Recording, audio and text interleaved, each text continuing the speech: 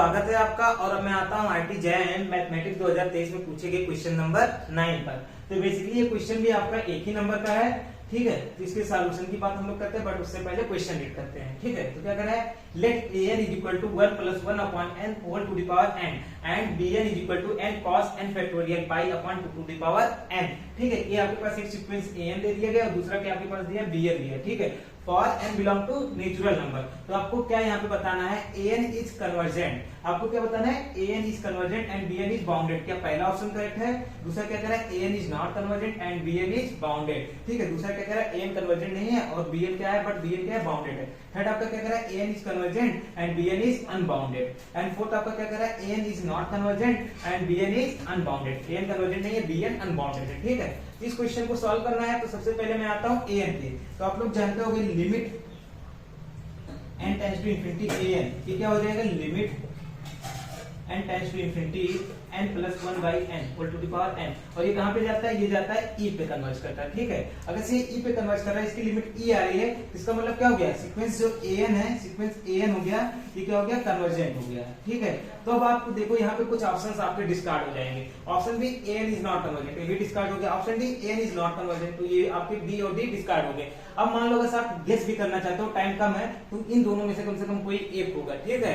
अब आप ऐसा मत कीजिएगा कि b और d को टिक कर सकते हो, ठीक, इतना तो आपको पता चल गया। और हम लोग ये चीज इजीली देखते हैं, इसलिए मैंने सबसे पहले आपको ये बताया। अब आते हैं bn पे। तो bn क्या दे रहा है, n into cos n factorial upon 2 to the power 10, ठीक। तो मुझे देखो n की यहाँ पे पहले तो देखो एक ऐसी वैल्यू ले लो, क्योंकि ये देखो क्या बन रहा है, आपके पास एक फ्रैक्शनल पार्ट बनने का काम कर रहा है। तो मैं एक ऐसी वैल्यू n का लेना चाहूंगा, n फैक्टोरियल का, कि ये 2 की पावर 10 नीचे से हट जाए, ठीक। तो ये देखो ऐसी कौन सी वैल्यू n का ले सकता हूँ कि 2 की पावर 10 नीचे से हट जाए। तो देखो n is equal to 10 factorial भी सोच सकते हो, 10 भी सोच सकते हो, 12 भी और 14 भी। तो मैं आता हूँ आराम से सीधे 14 पे आता हूँ, ठीक है।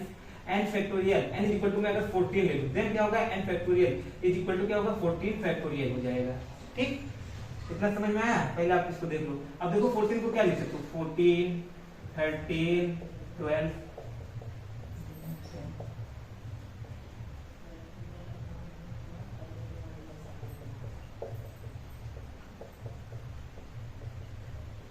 तो देखो इतना आप लोग लिख सकते थे, 14 फैक्टोरियल को इतना आप लिख सकते थे। और मैं बेसिकली यहाँ पे क्या करना चाहता हूँ, यहाँ पे सिर्फ मैं यही 2 का पावर बनाना चाहता हूँ। कितने बन सकते हैं, देखो यहाँ पे एक 2 आएगा, ठीक। यहाँ पे कितने आएंगे, यहाँ पे भी, यहाँ पे देखो 2 2 आएगा, क्योंकि क्या होता है 4 3 12, तो 2 की पावर 2 बनेगा, यहाँ से निकलने का काम करेगा। यहाँ पे भी 1 2 आएगा और यहाँ पे 3 आएगा, 2 की पावर 3, ठीक। और यहाँ पे आपके पास 1 2 आएगा, यहाँ पे आपके पास 2 की पावर 2 आ जाएगा, 2 2 आ जाएगा, और यहाँ पे भी 1 2।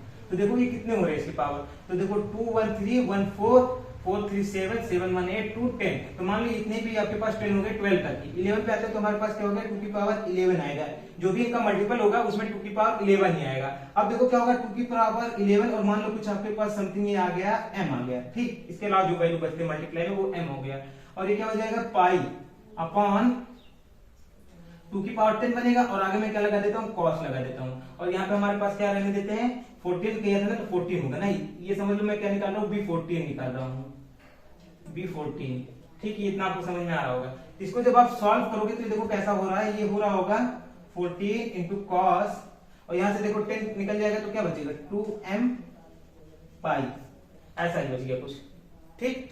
तब ये देखो क्या बन रहा है, 2m पाई। इसके ऊपर आप जाओगे तो उसके अकॉर्डिंग आपकी वैल्यू बदलती चली जाएगी। मतलब आपके पास ये नंबर कैसा हो सकता है, या तो 2m पाई, या तो ऑड होगा या तो इवन बन सकता है। और जहां तक मेरा चांस है कि ये इवन बनेगा, ठीक है। तो मतलब अगर cos 2m पाई आप जाओगे, इसकी वैल्यू कितनी होती है, cos 2m पाई। m अगर नेचुरल नंबर आपके पास हो या इंटीजर्स हो, तो आपके पास ये वैल्यू क्या हो जाती है, आपके पास ये वैल्यू चली जाती है 1 पे। तो क्या हो जाएगा, ये आपके पास चली जाएगी क्वांटिटी 1 पे, ठीक। अब n की वैल्यू आपके पास क्या हो, n की वैल्यू आप 14 से बड़ी ले रहे हो, चाहे जितनी 14 से बड़ी या बराबर, ठीक है, या 12 भी आप ले सकते हो, क्योंकि 12 से हमको ये मिला था। तो n की वैल्यू 12 से बड़ी हो या बराबर हो, तो उसके बाद जो cos ये वाली क्वांटिटी, ये टोटल क्वांटिटी जा रही है भी 1 पे, ठीक। और यहाँ पे n का भी इसमें मल्टीप्लाई है, तो क्या हो जाएगा, जब bn n tends to infinity करोगे तो क्या होगा, n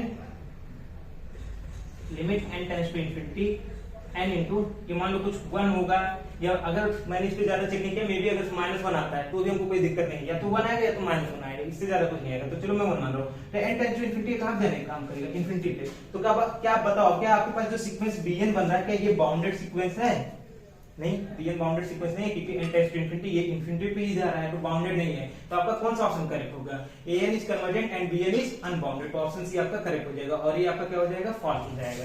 तो मेरे ख्याल से आपको क्वेश्चन नंबर 9 भी समझ में आ गया होगा। अगर आप चैनल पे नए हो तो चैनल को सब्सक्राइब कर लीजिए, वीडियो को लाइक एंड शेयर कर लीजिए जिससे कि आपके दोस्तों की भी हेल्प हो सके। तो थैंक यू, जय हिंद, वंदे मातरम।